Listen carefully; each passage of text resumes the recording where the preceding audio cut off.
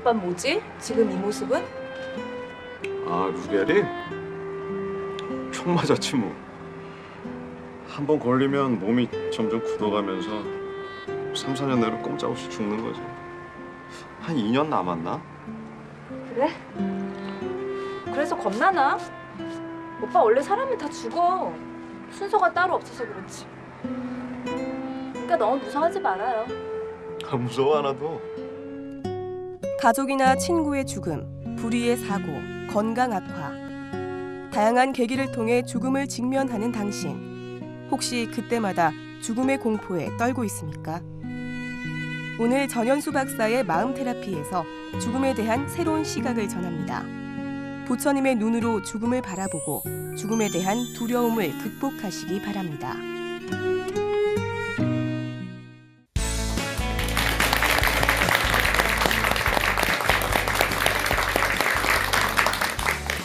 안녕하세요, 한유수입니다. 부처님의 가르침과 정신과적 치료요법을 더해 좀 더 행복한 삶을 꿈꾸는 시간이죠. 전현수 박사의 마음 테라피. 오늘도 전현수 박사님 나오셨습니다. 안녕하세요. 네, 안녕하세요. 예, 반갑습니다. 오늘 주제가 죽음에 대한 두려움을 극복하는 방법인데 사실 그런 인간의 성향 중에 하나가 바로 집착인데 그 중에서도 가장 뿌리가 깊고 또 근원적인 것이 바로 생에 대한 집착 아닐까 싶거든요. 그렇죠. 맨 마지막에 놓기 어려운 집착이 죽음에 대한 거죠. 예, 그렇습니다. 나라는 존재가 사라지느냐 아니면은 그대로 또 있느냐 이와 관련된 것이 바로 그렇죠. 죽음이 아닐까 싶은데 이 죽음을 그렇다면 과연 어떻게 바라봐야만 사는 동안 좀 더 마음이 행복해질 수 있을지 오늘 박사님의 강의를 통해서 그 해법을 한번 찾아보도록 하겠습니다. 여러분 큰 박수 부탁드리겠습니다.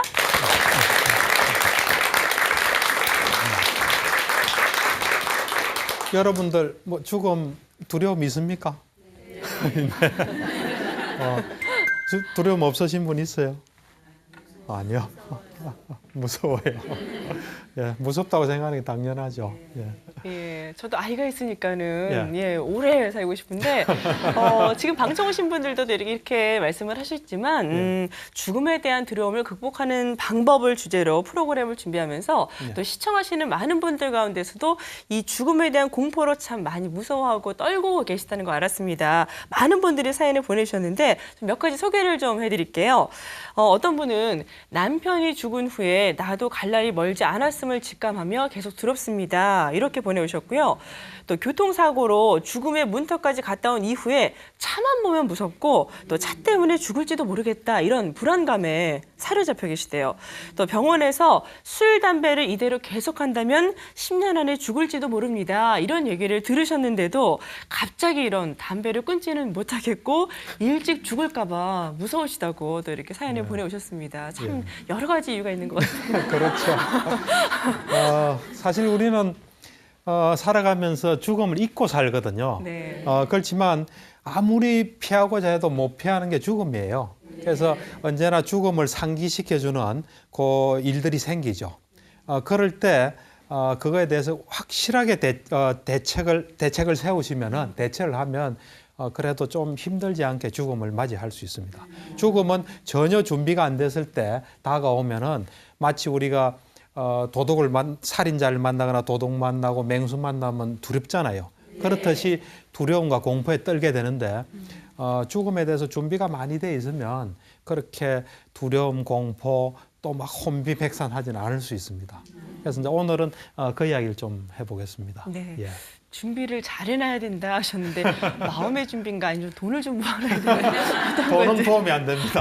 예, 그래요? 그러면 돈, 뭐 친구 다 도움 안 됩니다. 예, 그렇다면 이런 죽음에 대한 공포를 어떻게 해결해야 될지 좀 더 구체적으로 부탁드려요. 그래서 말씀을. 오늘 이제 주제는 죽음에 대한 두려움, 공포인데 이제 그게 하나 있고요. 그다음 두 번째는 이제 어떻게 그러면은 우리가 이 삶을 잘 살아가고 죽음을 잘 대비하나 이제 이런 이야기입니다.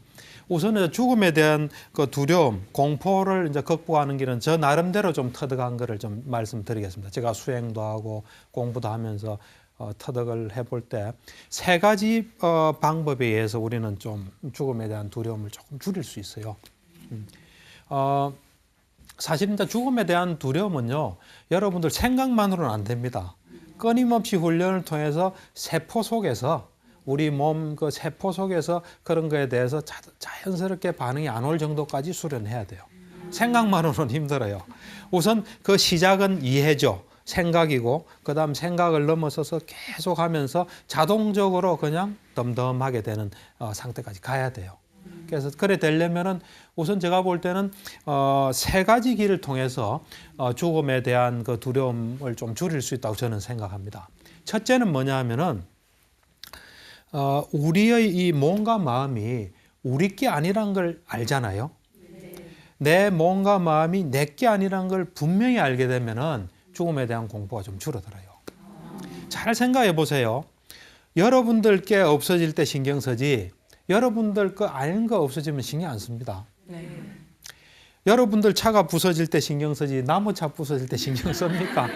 안 쓰죠? 네. 그다음에 지금 뭐 이제 그 얼마 전에 일본에서 그 지진 쓰나미 때문에 많은 사람이 죽었잖아요. 마음은 아프지만 내가 그렇게 많이 동요되진 않잖아요. 내 가족이 또 내가 죽는다 하면 문제는 달라져요. 내 거기 때문에 나하고 관계되기 때문에. 그래서 여러분들이 수행을 통해서 몸과 마음이 내 것이 아니라는 사실을 분명히 알잖아요. 그럼 몸과 마음 없어지는 게 결국은 죽음이에요. 그 없어져도 별로 신경 안 써요. 내 게 아니니까. 여러분들 지금 다 집에 살고 있죠. 아파트든 뭐 빌라든 개인주택이건. 이사 갈 때 조금 섭섭하지만 크게 신경 씁니까? 그건 내 거 아니라고 생각하잖아요. 내 거 아닌 거 없어지는 건 별로 신경 안 쓰입니다. 그래서 여러분들이 몸과 마음이 철저히 내 게 아니다 하는 게 이 사무치면요. 그 다음은 죽음에 대해서 좀 담담해져요. 그게 한 가지 방법이에요. 죽음에 대한 두려움 극복하는 구체적인 방법 첫째는 몸과 마음이 내 게 아니라는 사실을 내가 순간순간 언제나 깨닫고 있으면은 별로 이런 문제가 안 됩니다. 그 다음 두 번째는 뭐냐면은 현재 계속 깨어 있어도 현재 계속 집중해 있어도 죽음이 없어져요. 어떻게 없어지냐면 잘 생각해 보세요. 내가 죽을 것이다 생각 속에 있습니까? 안 있습니까? 생각 속에 있죠. 내가 죽을 거라는 생각을 하는 거죠. 현재 집중한다는 건 생각이 없는 상태예요. 내가 죽을 거라는 건 미래 생각하는 거 아니에요. 그거 없이 그냥 현재만 계속 집중해 있잖아요. 그러면은 이 죽음은 사실 없어요.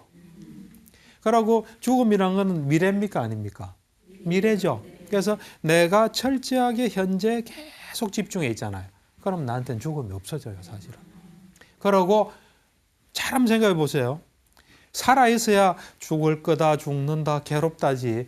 죽으면 죽음을 느낄 수 있겠습니까? 우린 사는 날까지 사는 거예요. 그리고 죽는 거예요. 죽음을 경험할 수 없습니다. 산 사람은 절대로. 그래서 현재 계속 여러분들이 아침에 눈 떠서부터 잘 때까지 현재만 한번 계속 집중해 보세요. 죽음이란 단어 자체가 없어져요.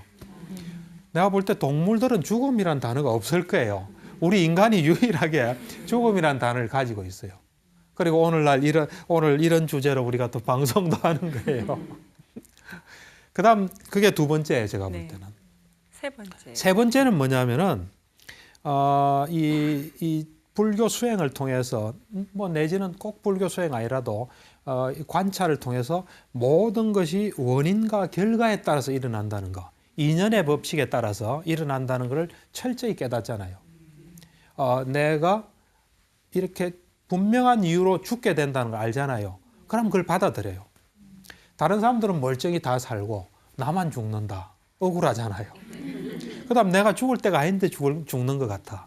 내지는 뭐 여러 가지 뭔가 이게 올 것이 왔다는 거, 철저한 원인과 결과에 따라서 인연의 법칙에 따라서 분명히 찾아온 죽음이다 하면은 그걸 받아들이게 돼요.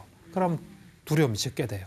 그래서 여러분들이 수행을 통해서 모든 것이 일어날 때는 그럴 만한 이유가 있고 원인과 결과에 따라서 일어난다는 인연의 법칙에 따라서 일어난다는 것을 분명히 알게 되면은 죽음에 대한 두려움이 많이 옅어져요. 그러니까 제가 볼 때는 여러분들 요 셋을 다 수행해도 괜찮고 셋 중에 가장 좀 마음에 드는 거 이건 내가 좀 자신 있다 하는 거 해봐도 괜찮고 가장 손쉬운 방법은 현재 집중을 계속 한번 해보세요. 설거지하면 설거지하는 데만 딱 집중하고 밥 먹을 땐 밥 먹을 때 아이와 이야기할 땐 이야기할 때 또 잔다고 누워 있을 때는 잔다고 누워 있는 때. 그대로 계속 집중만 하시면은 하루를 그렇게 보내시고 한 달을 그렇게 보내고 몇 년을 그래 보내면은 죽음이란 건 없어집니다. 그래서 그 세 가지 방법 중에 하나 해가지고 꾸준히 실천하시면은 죽음에 대한 것이 많이 없어지지 않나 생각합니다. 예. 네, 저도 두 번째가 제일 쉬울 것 같은데 예, 세 가지 방법을 말씀을 해주셨잖아요. 네, 예. 그렇다면 이 세 가지 방법을 정말 실제 환자분한테 또 이렇게 적용을 하셔서 예. 죽음에 대한 공포에서 벗어난 경우가 있으면 좀 예를 들어서 말씀해 이제 주세요. 벗어났다기보다 제가 봤던 환자분 중에 이제 그분이 결국은 그게 오진이었어요. 이제 처음에 암 진단을 받았어요. 그래서 저한테 왔는데 보니까 굉장히 불안해하더라고요. 막 불안해 떨고 그래서 이제 그분에게 이제 쭉 뭐 이런 여러 가지 이야기하면서 나중엔 그랬죠. 내가 경험한 바에 의하면은 이렇게 하면 좀 줄일 수 있다 해가지고 방금 이야기한 걸 쭉 이야기하고 그렇게 좀 하면 도움이 될 거다. 그래서 이제 어쨌든 방법이 없습니다. 이건 아니잖아요. 길이 있습니다. 하고 이제 그 나누고 아무래도 좀 불안이 이제 줄어들고 나중에는 그분은 오진이었어요. 오진이어서 죽다 살아난 거죠. 그래서 아무래도 도움이 되죠. 네. 예, 왜냐하면 그 이제 확실한 어떤 어느 정도 경험을 하고 또 그렇게 길이 있다는 걸 들으면 또 희망이 보이니까 충분히 도움이 될 수 있죠. 예. 네. 그렇다면 이런 죽음에 관련해서 불교에서는 어떤 식으로 또 이렇게 말씀을 하고 계시는지 예. 이 부분도 좀 알려주세요. 그렇죠. 사실은 이제 불교는 죽음에 굉장히 친숙한 종교예요. 왜냐하면 우리가 이 죽음이라는 게 우리 삶에 굉장히 중요한 부분이잖아요. 안 그렇습니까? 중요하잖아요. 그러니까 이제 불교는 완벽한 지혜를 추구해요. 완벽한 지혜를 추구하기 때문에 세상에 대해서 모르는 게 없는 거예요, 사실은. 그래서 이제 일체지라 그러는데 부처님께서 목표로 한 거는 그런 일체지예요. 그래서 불교에서는 모든 것에 대한 설명이 다 가능해요. 그래서 우리가 소위 말하는 태어나기 전이나 죽고 난 이후 설명이 가능한 거죠. 그래서 우리가 보통 이제 과학은 태어나기 전은 몰라요.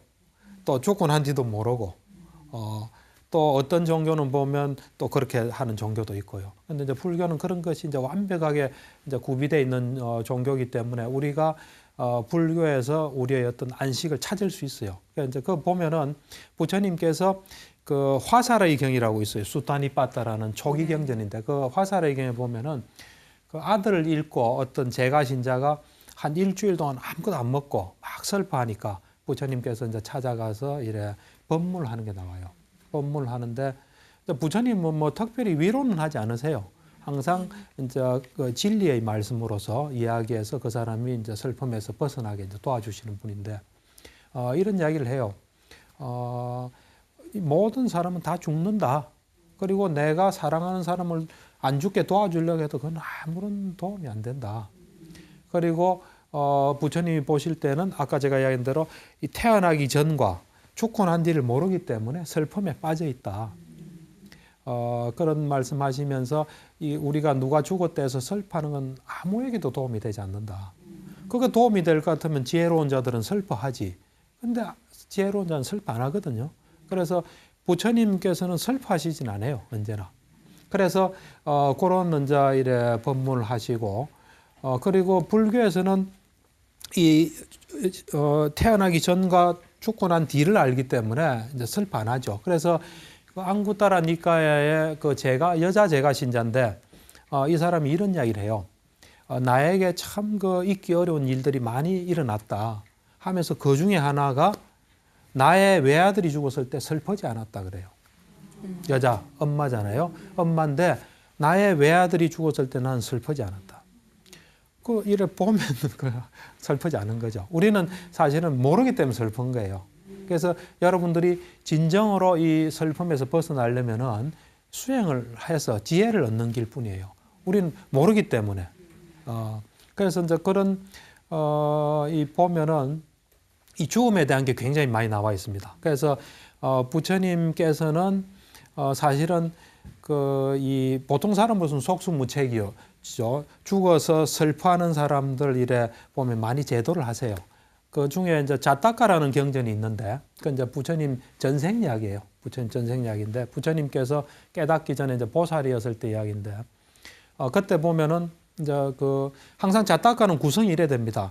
부처님 당시에 일어났던 일을 이제 보고 그것은 이 생에만 있었던 게 아니라 과거 생에도 그랬다면서 이제 과거생 이야기를 하거든요. 이제 어떤 사람이 이제 아들을 잃고 일주일 동안 이래 아무것도 안 먹고 막 슬퍼하니까 와가지고 이래 이제 이 사람은 다 죽는다. 안 죽는 사람은 없다. 하면서 그렇게 슬퍼해도 아무런 이득이 없다. 그러면서 과거에 현자는 뭐 하여튼 슬퍼하지 않았다. 뭐 그런 이야기도 하고 그 다음에 그 부처님이 보살이었을 때 그 어떤 왕이 그 왕비가 아주 아주 아름다운 왕비가 죽어요.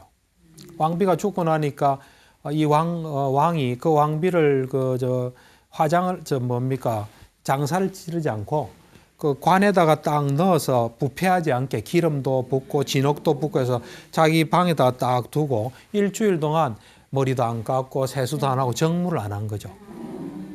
그러니까 이제 그 왕의 가족이나 신하들이 와서 아무리 이야기해도 사람은 다 죽게 돼 있습니다. 생명은 무상합니다. 말을 안 듣는 거예요. 말을 안 듣는데 이제 부처님께서 보살이었을 때, 그러니까 부처님 전생을 보살이라 그러거든요. 부처님께서는 보살이었을 때도 선정을 닦고 팔선정 오신통을 갖추어요. 그래서 이래 세상을 잘 보시는 그런 능력을 항상 갖추시는데, 그래 보니까 왕이 그렇게 슬퍼하는 거죠. 그래서 저 사람을 내가 제도해야 되겠다 해서 이제 오는 거죠. 와가지고 어떤 동산에 있으니까 어떤 젊은이가 와서 이래 이제 묻는 거죠. 이제 젊은이가 오니까 물어봐요. 이 왕이 현명하게 나를 다스리냐? 하니까 다스립니다. 그러면서 이제 그 젊은이가 하는 이야기가 왕비가 죽은데 지금 이런 상태다 하니까 그러면 나는 그 왕을 내가 도와줄 수 있다. 나는 그 죽은 왕비를 만나게 해줄 수 있다. 그래요. 그러니까 왕한테 가서 이야기해라 그러니까 이 사람이 가서 왕한테 왕이 솔깃한 거죠. 죽은 왕비를 자기가 만날 수 있으니까. 그래 와가지고 이제 저 왕이 만나게 해달라 하니까 이제 보살이 그런 이야기를 해요. 지금 당신의 부인은 왕비는 죽어서 이제 곤충으로 태어났다. 새똥구리로 태어난 거예요. 그러니까 왕이 난 믿을 수 없다 그랬어요. 그러면 내가 지금 여기에 새똥구리를 불러오겠다 그랬어요. 그러니까 한번 불러와봐라 그랬죠. 그래서 이제 동산에 있는 그 많은 새똥구리 중에 이제 그 왕비가 죽어서 태어난 새똥구리하고 이미 이제 짝을 만났더라고요. 보니까 짝하고 요 둘이를 부른 거예요. 이렇게.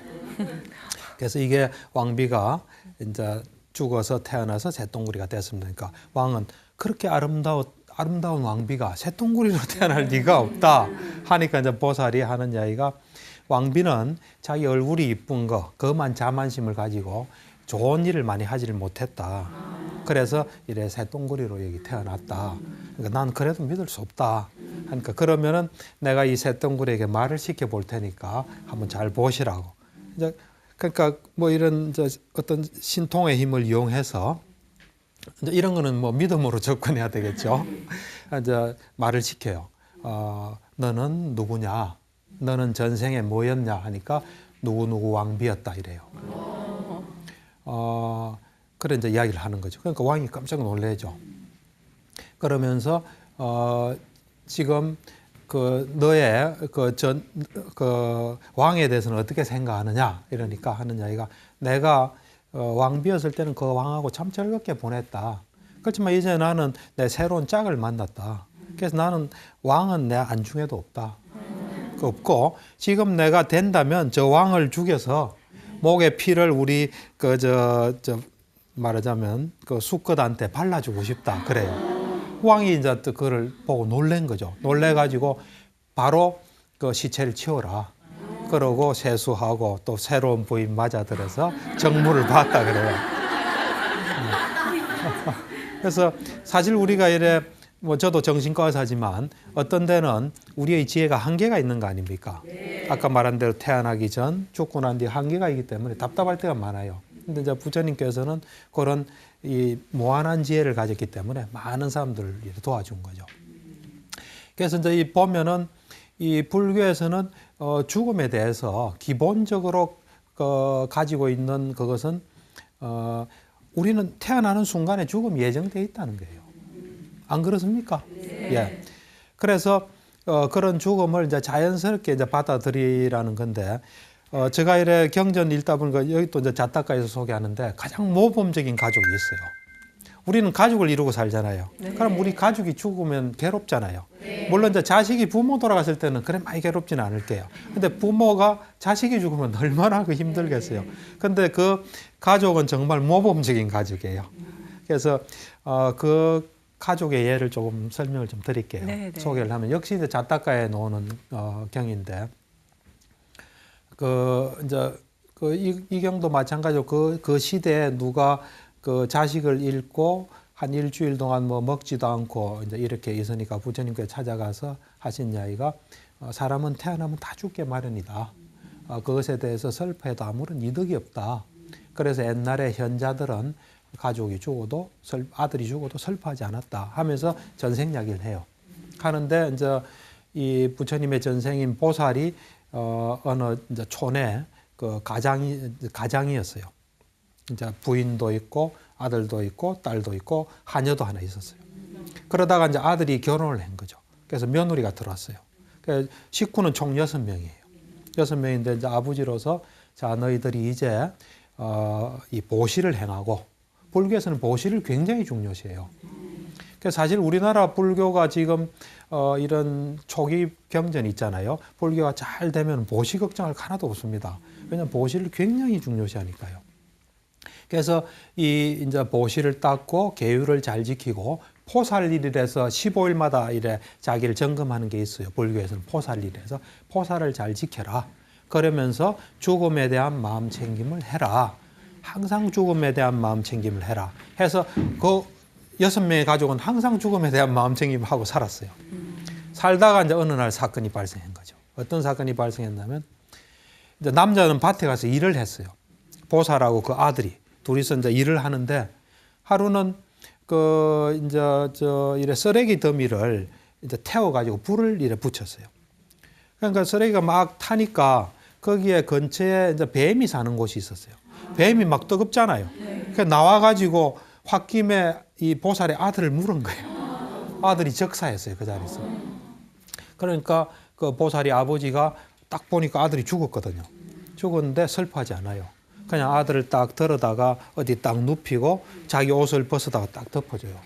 그러고는 이제 점심때가 됐어요. 그래서 이웃 사람이 지나가니까 우리 집에 가서 이 말을 좀 전해달라. 무슨 말을 전해달라 했겠습니까? 아들이 죽었다. 에? 아들이 죽었다. 아들이 죽었다. 그랬겠죠. 근데 그거 아니에요. 우리 집에 가서 이 말을 전해달라. 오늘은 도시락을 2개 가져올 필요가 없다. 하나만 보내라. 하나만. 그리고 오늘은 보통은 도시락을 하녀가 가져왔는데 오늘은 도시락은 하나만 보내고 오늘은 온 가족이 옷을 깨끗하게 입고 향과 꽃을 가지고 오라. 그 말을 듣는 그 보살의 부인인 어머니는 아들이 죽었구나 걸 아는 거예요. 그렇지만은 이 죽음에 대한 마음 챙김으로 딱 단련이 돼 있기 때문에 그냥 동료가 없는 거예요. 그래서 나머지 가족도 다 아는 거예요. 누가 한 사람 죽었다는 거를. 그래서 이제 물어보죠. 누구 도시락은 필요 없나 하니까 아들 도시락은 필요 없다니까 아들이 죽은지 아는 거예요. 그래서 이제 나머지 4사람이 이제 깨끗한 옷을 입고 향과 꽃을 가지고 와서 거기에서 이제 보살은 밥을 먹고 부처님 항상 밥을 먹어요. 자기 부인이 죽을 때도 과거 전생에 보면 밥을 먹어요. 아들이 죽은데도 밥을 먹어요. 밥을 먹고는 이제 그 나무를 이래 모아가지고 불을 붙여요. 이래서 이제 장사를 지내는 거죠. 이제 장사를 지내니까 이제 불교에는 천상이란 게 있거든요. 천상이 있어서 이제 이런 거는 그냥 뭐 종교로 들으시면 됩니다. 천상에서 천상을 이제 다스리는 제석천이 있어요. 제석천이 자기 자리가 뭔가 떳떳해지는 거예요. 그거는 뭔가 불안한 징조거든요. 이거 왜 이렇지? 누가 나를 밀어내려고 하나 봤더니만 이 사람들이 덕이 높기 때문에 그런 현상이 일어난 거예요. 그래서 보니까 이상한 현상이 벌어지고 있으니까 내려온 거예요. 내려와서 이 사람들을 좀 테스트해보고 좋은 선물을 줘야 되겠다 해가지고 내려와서 당신들 지금 뭐 태우고 있습니까? 지금 뭐 동물을 하나 태우는 모양이죠. 그러니까 우리는 사람을 태운다니까. 그럼 적을 태웁니까? 하니까 적이 아니라 우리의 가족이다니까. 아니 가족을 태우는데 어떻게 울지 않습니까? 하면서 이제 보살한테 처음에 물어봐요. 물어보니까 보살이 뭔가 이 세상 인연이 다해서 이제 몸이 필요 없게 돼서 일단은 떠났다. 그리고 그래서 이래 슬퍼하는 건 도움이 안 된다. 그리고 우리가 지금 이래 가족이 슬퍼하고 이런 거를 그 당사자가 듣질 못한다. 그래서 그럴 필요가 없다. 그러니까 이제 다시 또 제석천이 그 부인한테 물어봤죠. 어머니한테 물어봤죠. 당신은 그럼 남자는 그렇다 치자. 보살은 남자니까 그렇다 치고 당신은 여자인데 슬프지 않느냐 하니까 이제 부인이 이래 대답을 해요. 걔가 올 때도 소리 없이 왔고 갈 때도 나한테 인사도 없이 갔다.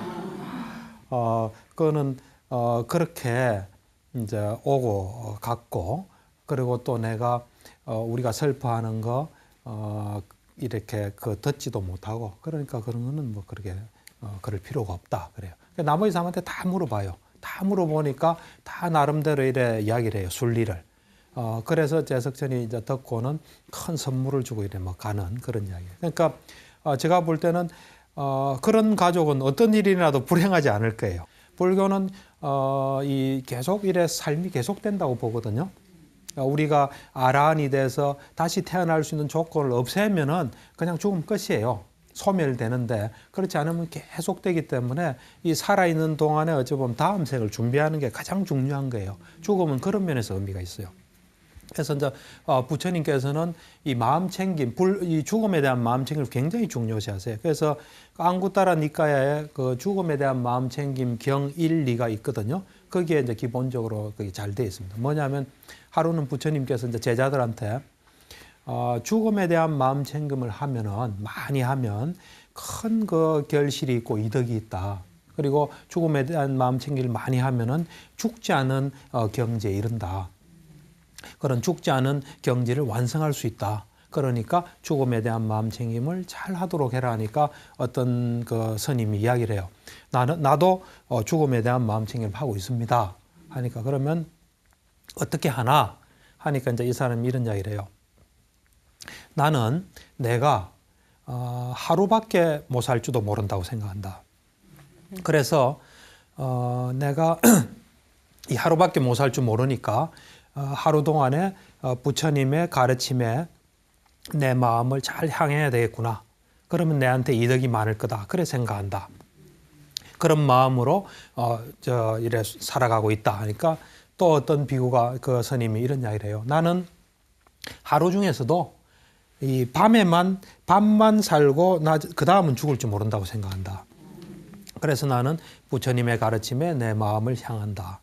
그러니까 또 어떤 스님은 나는 하루 중에 낮에만, 또 어떤 사람은 반나절만, 또 어떤 사람은 밥 먹는 동안만, 이제 점심 식사하는 동안만, 또 어떤 사람은 밥 먹을 때 한 밤 정도까지는 나는 그것까지는 그 이상은 못 살 줄 모른다.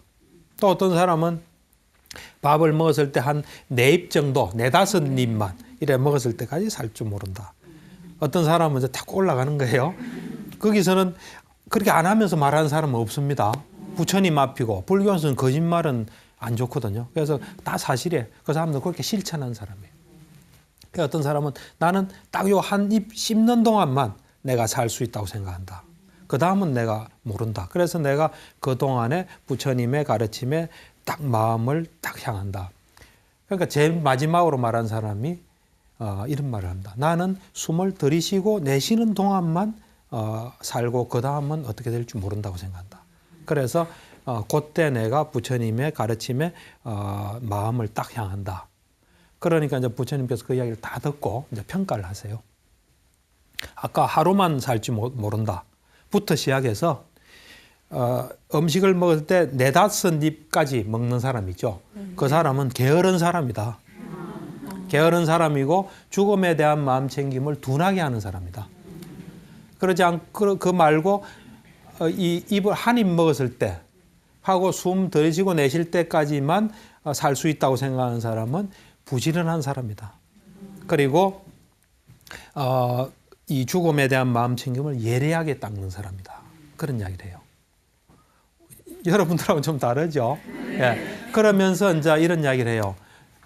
이 죽음에 대한 마음 챙김 이해해 보면은 자 이제 밤이 왔다. 우리가 살다 보면 밤낮은 누구나 맞이하지 않습니까? 밤이 딱 오면은 내가 이 밤 사이에 죽을 줄 모른다. 뱀이 와서 나를 물 수도 있고, 뭐 열대지방 같으면 정갈이 와서 나를 물 수도 있고, 뭐 여러 가지 내가 먹은 게 잘못돼서 이제 잘못될 수도 있고, 또 내가 뭐 여러 가지 요인으로 인해서 내가 어떻게 될 수도 있다. 그러면 내가 밤 사이에 죽는다면 내 지금 내 속에 불선법이 있나? 불교에서는 선법 불선법이라 그러거든요. 맞아, 번뇌가 있나를 내가 보는 거죠. 불선법이 있나 보고 그 불선법이 만약에 있다면 그 불선법을 없애는 수행을 하는 거예요. 열심히 하는 거예요. 마치 내 옷이나 머리에 불 붙으면 어떻게 하겠습니까? 불 끄겠죠. 네. 그런 어떤 노력과 마음으로 내가 열심히 노력해서 그걸 없앤다. 그런데 내가 이 밤 동안에 죽는다. 근데 내가 보니까 내한테는 불선법이 없다. 선법만 있다. 그럼 말하자면 이제 언제 죽어도 좋은 상태예요. 그때는 내가 그 선법을 계속 닦으면서 환희심에 젖어서 밤을 보내리라. 그렇게 이야기해요. 그러고 이제 낮이 됐어요. 낮이 됐을 때 낮 동안에 내가 살다가 죽을지 모른다. 그래서 낮 동안에 살다가 죽을지 모르는데 내 속에 불선법이 있으면 아까와 같은 노력으로 불선법을 해결한다. 근데 만약에 내 속에 불선법이 없으면 그걸 닦으면서 환희심에서 그냥 보내다가 죽으면 죽고 안 죽으면 또 사는 거예요. 그게 불교적인 가르침이에요. 불교에서는. 그래서 이 죽음에 대한 마음 챙김은 부처님께서는 그래 말씀하셨고, 그 청정도론이라고 주석서가 있습니다. 그 주석서는 5세기, 4, 5세기경에 이제 이 부타고사라는 사람이 스리랑카에서 썼어요. 썼는데 이 남방 불교에서는 경전만큼이나 중요시해요. 하고 수행을 할 수 있게 잘 돼 있어요. 거기에 이제 죽음에 대한 마음 챙김을 보면은 거기서는 여러 가지로 이야기해요. 부처님 말씀하신 것도 포함해서 언제나 이 살인자가 나를 쫓아다닌다고 생각해라고 생각해요. 우리는 태어나는 순간부터 죽음을 향해서 가잖아요. 그래서 언제 죽을지 모르는 거죠. 그래서 저는 뭐 가끔 이런 생각을 합니다. 우리는 다 사형수예요. 날짜만 안 받은 사형수예요. 감옥에 있는 사람 날짜를 받았고요. 그래서 언제나 살인자가 나를 죽이려고 쫓아온다. 이렇게 생각하면서 언제 죽음이 닥칠지 모른다고 항상 생각해라. 그 다음 두 번째는 뭐냐면 이 세상에 존재했던 많은 사람들 있잖아요. 아주 힘이 장사였던 사람, 또는 훌륭한 사람, 또 돌을 깨친 사람, 뭐 심지어 부처님까지도 모든 사람 죽었다. 나도 죽는다. 이래 생각해라. 그 다음에 이 우리 목숨이라는 게 약하다 이게요. 우리 목숨이 약해. 왜 약하냐면 숨 쉬는 데 의존하잖아요. 숨 안 쉬면 죽습니다. 내 친구가 그러더라고요. 자기 가까운 사람 임종을 지켜봤는데 마지막으로 숨을 쫙 쉬더래요. 네. 그럼 안 쉬더래요. 그러면서 내보고 그러다 숨 안 쉬면 죽는다 그러더라고요. 이 숨의 일에 우리는 딱 그 돼 있어요. 그 다음에 우리가 이 자세도 많이 일에 의존돼 있어요. 그 다음에 우리가 또 먹어야 돼요. 먹어야 되고 또 우리가 더위나 추위나 이런 외부 환경에 지배를 받아요. 여러 가지로 우리 몸이란 거는 굉장히 허약한 거예요. 이래.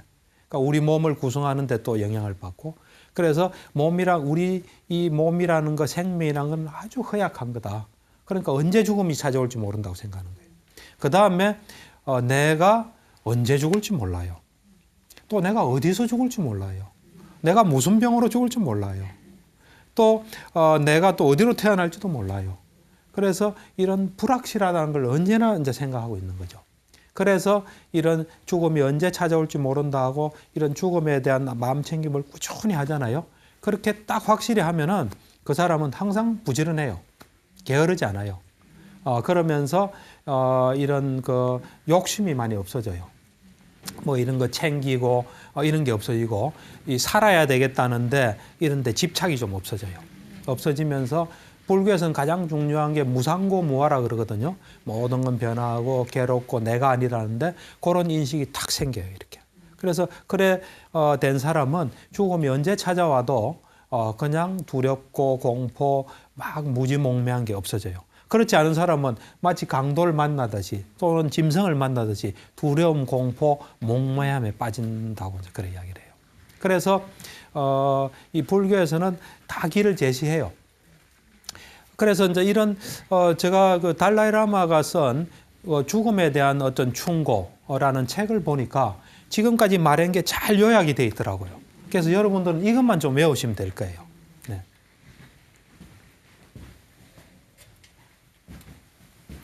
죽음에 대한 뭐 마음 챙김 또는 명상 이래 볼 수 있겠죠. 죽음에 대한 마음 챙김, 뭐 명상, 뭐 사색 이래 되겠죠, 그죠? 또 이제 달라이라마 책에 이래 나와 있던데 제가 보니까 굉장히 좋더라고요. 그래서 여러분은 요것만 외우시면 될 거예요. 근데 세 가지로 구성되어 있어요. 첫 번째는 죽는 것은 확실한 거예요. 죽는 것은 확실해요. 죽는 것은 확실하다. 죽는 것은 확실하다. 요게 첫 번째 명상이나 사유의 대상이에요. 마음 챙김의 대상이에요. 죽는 것은 확실하다. 동의합니까? 네. 이유를 이야기하면 세 가지 이유예요. 이유는 첫 번째는 뭐냐면 죽음은 확실히 찾아와요. 그리고 우리는 그것을 피할 수 없습니다. 죽음이 확실히 찾아오고 피할 수 없다는 거예요. 그 다음 두 번째는 뭐냐면 우리의 생명은 연장이 되질 않습니다. 그러고 태어나는 순간부터 계속 줄어가요. 그렇죠? 네. 그 다음 세 번째는 뭐냐면 요거는 이제 뭐 이유라기보다 사실 우리가 살아있더라도 그걸 잘 시간을 활용하기에는 그렇게 쉽지 않아요. 또 수행하기도 쉽지 않아요. 그게 이제 세 번째로서 이거를 확실히 알고 나면 마음이 딱 서겠죠. 아, 수행해야 되겠다. 수행을 해야 되겠다는 마음이 딱 서겠죠. 안 그렇습니까? 네. 우리가 보통은 죽는 걸 잊어버리고 살거든요. 네. 죽는 건 내일이 아닌 거예요. 열심히 사는 거예요. 그렇지만 이거를 아침에 눈 떠서부터 잘 때까지 순간순간 생각하면 아, 내가 수행해야 되겠다는 게 딱 떠오르겠죠. 그 다음 두 번째 뭐냐면 두 번째 중요한 주제는 죽는 때가 정해져 있지 않다는 거예요. 죽는 때가 정해져 있지 않다. 정해져 있지 않다. 불확실하다는 거예요. 죽는 건 확실한데 죽을 때가 언제인지 모른다는 거예요. 때를 알면은 좀 뭐 일하다가 그 대비하면 되겠죠. 그래서 그 이유로서는 뭐냐면 첫 번째 이유는 우리가 이 세상에 태어나서 이 수명이 딱 정해져 있지 않다는 거예요. 수명이. 그 다음에 두 번째는 뭐냐면 우리에게 사실 보면 우리가 살 수 있는 조건은 굉장히 적어요. 우리가 사는 건 사실은 먹고 숨쉬기 때문에 사는 거예요. 그렇지만 우리가 죽을 수 있는 조건은 무한히 많아요. 차에 받쳐도 죽죠. 뭐가 물어도 죽죠. 그래서 이게 죽기가 쉽다는 거예요. 그 다음 세 번째는 뭐냐면은 우리 몸 자체가 견고하지를 못해요. 이게 언제 부서질지 모르기 때문에 언제 탁 부술지 모르는 거예요. 그래서 시간이 정확하게 알 수 없다는 거예요. 그래서 이런 것이 딱 확고하게 들어서면 뭐가 되겠습니까? 또 수행을 하되 지금 해야 되겠다는 생각이 들겠죠. 지금 수행해야 되겠다. 자동적인 결론 아닙니까? 언제 죽을지 모르니까. 그래서 아까 뭐 밥을 한 입 넣었을 때, 숨 쉴 때 이야기가 다 여기서 나오는 거예요. 그 때문에. 세 번째는 뭐냐면 이게 이제 중요한 이야기입니다. 죽을 때 수행 말고 아까 여기 수행 이야기 했죠. 네. 수행을 빼고 도움되는 건 없다는 거예요. 우리를 도와줄 수 있는 건 없다는 거예요. 수행을 빼고는 다 도움이 안 된다는 거예요. 우리 친구가 도움됩니까? 그 다음 두 번째, 우리의 부가 도움이 됩니까? 세 번째, 우리 몸이 도움이 됩니까? 그래서 아무것도 도움 안 되죠. 그래서 결론이 뭐냐면은 이 세상에는 멋진 일들이 많죠. 안 그래요? 좋은 차도 있고 뭐 멋진 뭐도 많지만은 이 세상에 멋진 것에 애착을 하지 않겠다는 것을 계속 수행하는 거예요. 도움이 안 되니까. 그래서 요 세 가지는 외우긴 쉽죠. 예, 요것을 수행하는 것도 하나의 방법입니다.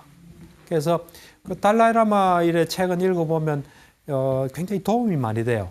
우리한테 이래 탁 와닿아요. 그래서 이것도 제가 보니까 이거는 뭐 보편적인 이야기잖아요. 다 동의가 될 수 있는 거 아니에요. 요거를 잊지 않고 계속 그 사색을 하셔도 죽음에 대해서 준비가 많이 돼서 살 때는 열심히 살고 죽음에 와도 또 동요되지 않고 그렇게 이제 죽을 수 있습니다. 네, 말씀 잘 들었습니다. 예.